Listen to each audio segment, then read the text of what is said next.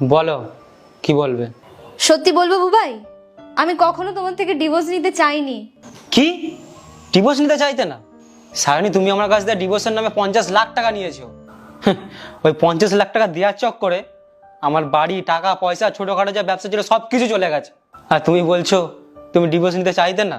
তুমি তো 50 লাখ টাকা চেয়ে নিয়েছিলে, কিন্তু সেই 50 লাখ টাকার জন্য আমার সাথে কি হয়েছে সেটা আমিই জানি। তুমি তো 50 লাখ টাকা দিয়েছিলে, কিন্তু সেই টাকাটা আমার কাছে পর্যন্ত আসেনি। কেন মিথ্যে বলছো সায়নী? যদি ওই 50 লাখ টাকা তুমি না নিতে, তাহলে ওই গাড়ি আর এত সুন্দর বাড়ি এগুলো কোথা দিয়ে পেলে? আমি মিথ্যে বলছি না। এই যে বাড়িটাতে আমি আছি আর ওই যে গাড়িটা, এইসব কোনো কিছুই আমার না। কি? হ্যাঁ, তোমার সাথে ডিভোর্স নেওয়ার পর আমার জীবনটা এইভাবেই কাটছে। বলে না যে কর্মের ফল পাওয়া যায়, আমি তোমার সাথে খারাপ করেছিলাম, তাই আজকে আমার সাথে খারাপ হচ্ছে।